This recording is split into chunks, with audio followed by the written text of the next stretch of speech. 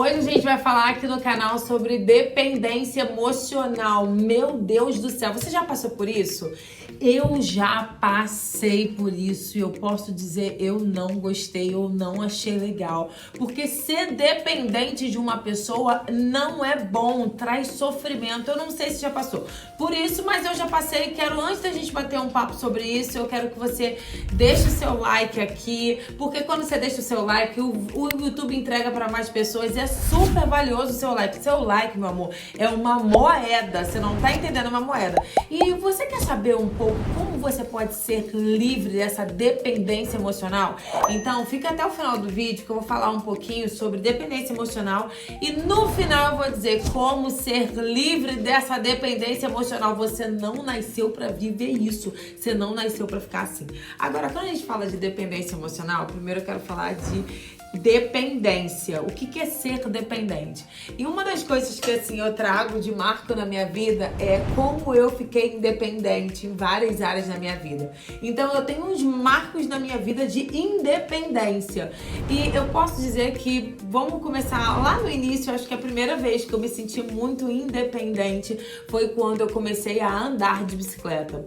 Depois, eu recordando, eu fiquei me sentindo muito independente quando eu passei na faculdade. Depois eu posso recordar, não sei se foi antes ou depois, acho que foi antes. Eu passei na faculdade primeiro e depois eu aprendi a dirigir. Meu Deus, que sensação de independência! Eu me sentia livre, podia andar, ia para qualquer lugar. Eu sempre morei no Rio e aí eu poderia ir para qualquer lugar. Eu morava em São Gonçalo, mas eu poderia ir para Niterói, eu poderia ir para o Rio. Isso é uma sensação muito boa de independência. Depois que eu tive minha primeira conta bancária, eu era universitária e eu lembro que era no Banco do Brasil e tinha um cartão amarelinho dos universitários. Os universitários não pagavam taxa, era mó barato, eu adorava. E nossa, quando eu passei, começava a passar o cartão e assinar cheque, meu Deus, o auge da independência.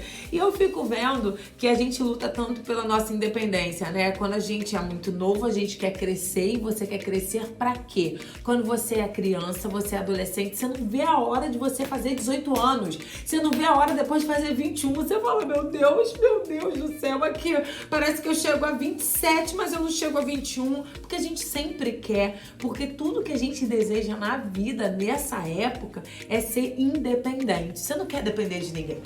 E eu acho que a gente tem uma máxima muito grande que é: eu não dependo de ninguém, eu não dependo de ninguém pra isso, eu não preciso de ninguém pra me sustentar, pra isso. Essa é uma máxima do ser humano. Só que às vezes a gente demora tanto e deseja tanto ser independente, luta tanto por isso, até conquista a independência, mas chega uma hora que você olha e você fala: gente, o que aconteceu no meio do caminho? O que aconteceu? Do nada eu virei independente de novo, eu comecei a usar fraldas. E aqui, quando eu tô falando de dependência, a gente vai falar um pouco da dependência emocional. Ou seja, você lutou tanto para ter a sua independência. Quando você acha que você tá, nossa, no auge da sua independência, você começa a identificar que você tem a dependência emocional. E o que é independência? Dependência emocional. É você depender do outro. É como se quando você olha pro outro, você não se imagina sem o outro, tudo bem, tá? Todo relacionamento tem um pouco de dependência e não é disfuncional não, depender um pouco do outro, porque nós somos seres que nós nascemos para ser interdependentes. Você depende de alguém, eu dependo de alguém, alguém depende de mim e tá tudo certo essa relação. Agora, quando a gente olha pro lado de dependência emocional sendo patológico, já sendo ruim, é quando você olha pro outro e você olha e fala assim: eu não vivo sem essa pessoa.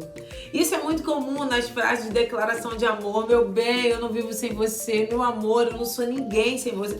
Isso é muito comum e tá tudo bem. Agora, quando você vê uma incapacidade de viver, porque a sua capacidade de viver está atrelada ao outro, isso sim começa a ser patológico. Então, a dependência emocional, o que é? É uma imaturidade emocional. Meu Deus do céu, mas você lutou tanto para ser dependente, o que aconteceu? Em que momento você se perdeu? O que houve? Então, quando a gente fala sobre isso, a gente vai falar um pouco de 2 medos. O primeiro medo, e tem muito a ver com o assunto que eu falo de vulnerabilidade, tá? Eu gravei vários assuntos sobre vulnerabilidade, vou deixar aqui pra vocês poderem ver. E tem totalmente a ver com vulnerabilidade. Por quê? Porque existem é uma situação que a gente pode chamar de tóxica, né? Mas só que uma relação hoje com dependência emocional não necessariamente ela precisa ser tóxica para ter dependência emocional. Tem relações que não são tóxicas, mas as pessoas são dependentes emocionais. Como assim? Quando a outra pessoa não consegue conceber a ideia de viver sem o outro. Isso também é uma dependência emocional, independente de ser tóxico ou não, pode ser até saudável, mas é uma dependência. E o que tá por trás? Preste atenção, o que tá por trás disso? Quais são os 2 medos que estão por trás? O primeiro medo é o medo do desamparo. Sim, o medo do desamparo. Porque quando você tem esse medo do desamparo, você olha e tá ligado a essa questão de vulnerabilidade. Por que vulnerabilidade? Porque na vulnerabilidade você precisa, quando você expõe a sua vulnerabilidade, você tem 2 coisas que você quer de volta. Você quer segurança, aconchego, você quer proteção. Segurança e proteção, quando você expõe a sua vulnerabilidade. E para que você quer isso? Para que você entenda que você pode se mostrar, mas alguém vem te amparar. Só que quando você tá na dependência, você tem um medo desgramado pelo desamparo. Qual o segundo medo? O medo do abandono. E quando a gente tá falando do medo do abandono, é porque você, preste atenção, é que você está querendo uma relação com estabilidade e permanência. Então, pegou os 2 medos? O primeiro medo é qual o medo? O medo do abandono. Toda vez que você olha e você sente medo do abandono, é o que você está querendo nessa relação. Você está querendo uma relação com segurança e proteção. Então, o que te deixa seguro nessa relação? É o quanto as promessas essa pessoa faz por você. Ó, jamais vou te deixar, nós vamos ter filhos, nós vamos construir uma vida junta. O quê? Porque segurança é apenas uma sensação. O que te deixa seguro nessa relação? Por que te deixa seguro? Por que você precisa de segurança e proteção? Porque você tem medo de ser abandonado. E toda vez que você tem medo de ser abandonado, que tem uma ameaça de ser abandonado, você já começa a ficar tensa. Depois, o medo do abandono. O medo do abandono é porque você quer estabilidade e permanência. Então, você é aquela pessoa que quando entra numa relação, você quer uma garantia futura. O que você vai ter de garantia?